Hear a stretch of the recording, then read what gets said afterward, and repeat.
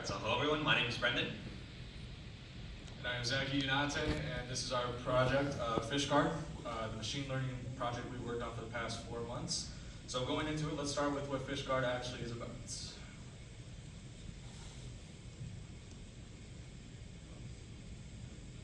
Well, PhishGuard is an advanced phishing detection tool that flags unsafe or malicious website links. Unlike older systems that rely on blacklists or user reports, PhishGuard actively scans URLs and predicts if a site could be a phishing attempt, protecting users before they even click.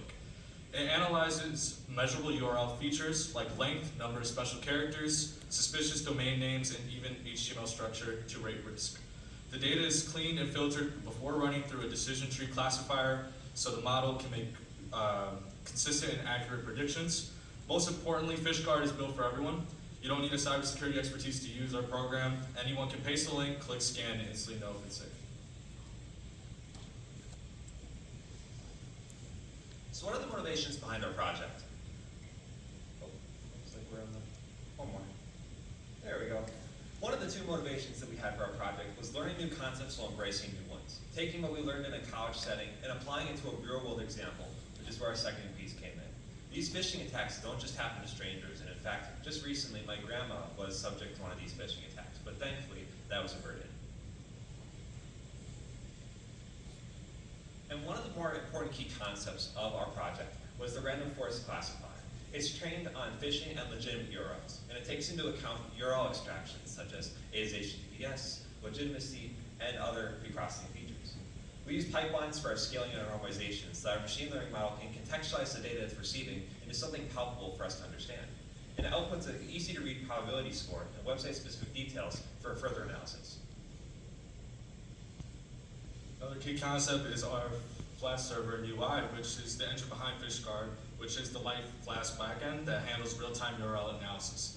Flask is a Python micro-framework that lets our system receive a link, process it, and return the results in seconds, critical for phishing detection. On the front end, the interface is intentionally simple with one input box, one button, and instant results. PhishGuard also uses JSON API so other developers can integrate the same detection logic into their own software from email clients to company dashboards. This flexibility means PhishGuard can serve both individuals scanning one link or enterprises screening thousands daily. Before any model can be trained, we need quality data. So PhishGuard uses the file UCL phishing URL dataset, one of the largest and most up-to-date repositories for malicious links, with about 235,000 labeled samples. Each URL is broken down into measurable features such as HTTPS usage, domain depth, number of digits, and overall length, essentially the DNA of a link.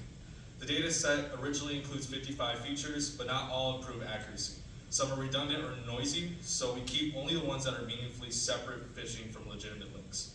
This selective approach makes the model more faster and more reliable for our users. So now into the guts of our machine learning model. What you're seeing on screen now is how we're able to process our data into a contextual result. This is done through 5 key steps, as our data preparation, our feature engineering, our feature elimination, the pre-processing stage, and contextualizing our model. These stages, working one after another, help to get us our final result. And as you can see with our feature processing and feature elimination, we use backward propagation to ensure that our model is able to learn from its mistakes in future iterations. And as you can see here, some of these aren't very efficient, but we found out that our random forest model is the most efficient compared to the other models we tested.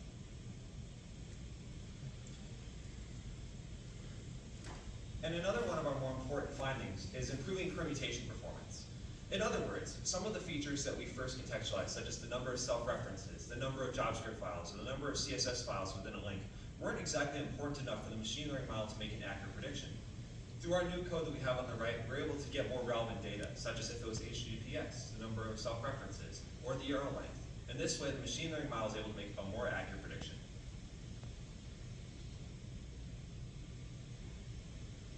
One key efficiency step is finding where adding more features actually stops helping, which is what we call diminishing returns.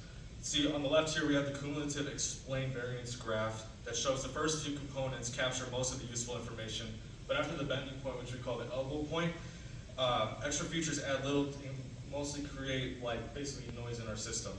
By identifying that elbow, we reduced the model to about 6 to 8 core features while still preserving roughly around 90% of its original variance. On the code side, we use principal component analysis to calculate these components, essentially compressing correlated variables into smaller and uncorrelated sets for faster and clearer machine learning models. All right, and up next is going to be adjusting for our reduced false negatives, which I would say is the most important part of our machine learning model training and to correct it for improved accuracy. As you can see on the left picture, we have a decent number of links that are bad predictions, and they're also malicious. So a user would see these as safe, when in reality, they're quite dangerous. Through our new implementation that we have on the right, we reduce the number of these harmful predictions and create more safe predictions, so that even though it's incorrect, it guides users away from clicking on a malicious link. And now on to our demonstration. We have our PhishGuard Outlook extension. When you click on one of these emails, a bar appears on the top of your screen that gives a PhishGuard safety summary. In that example, we can see it's unsafe because a form was found within. In our second example, we can see that we have a safe email. It contains a verified link. The machine learning model is able to contextualize that, and it explains it in the top right corner. And in our third example, with the CSC Pay Mobile, it comes from a verified source. However, the link itself contains some suspicious words, which it was able to contextualize. And these other two examples, these are actual phishing emails sent from hacked accounts. And you can probably recognize these. As you can see, it's able to find out that they have forms, and they're able to display it to the user. Moving on here is to our website version, which as you can see, the user would end up putting their URL in and press initialize scan. The first thing you would see is if it was secure or not, and it would actually show the percentage of whether or not how safe it is on the chance of phishing. And towards the bottom, you can actually see the threat analysis report. This time around, this is showing the Google form, which would cause maybe a phishing attack. And as you can see down on the prediction details, dating back to the data set that we were showing earlier, we actually have all the characteristics that would show for a malicious link, actually have the prediction details listed for each one of the small parts in that data set that can be found. And towards the bottom here, we have the image analysis report, which is any images that would be contained that could possibly lead to a malware detected or any type of phishing alert inside of that. Moving on, we have our Chrome extension, which is more easier for users to use, where easily, if you're on the website, it auto copies and pastes the link of that website into the point. And basically, it scans to see if it's safe or not and gives an instant result without having a lot of technical stuff. And as you can see here too, this is also from the Google form, which shows the risk level of 75%.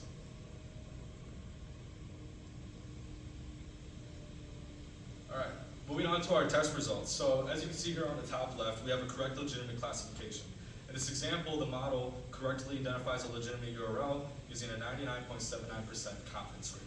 The feature importance chart shows the dominant legitimate indicators such as the presence of HTTPS, shorter URL length, and low special character frequency.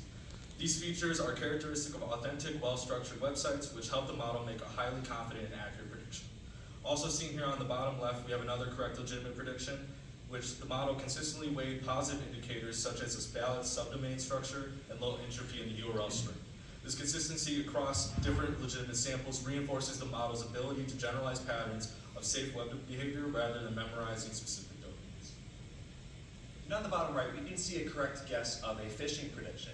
As you can see, based on the top feature values as well as those of the left graphs, it's quite a difference. So it's able to contextualize that the URL length as one of the main key indicators of why this was found to be a phishing link. On the top right corner, we can see that we had an incorrect prediction, where the original accurate label was that it was phishing, but it was determined to be safe. And this is to show that there may be a little bit of a variance problem, but one thing that we're working on addressing. Moving on to future development for PhishGuard. So we are planning on trying to have this extension out to the Google Web Store. So the version that we're planning on having out is the Outlook extension and the actual Google extension that you saw where they auto put the link in. We plan on using that. It was basically for the fact of making it more simplified for the user, but we will still plan on having the browser version launched too. And as that concludes our presentation.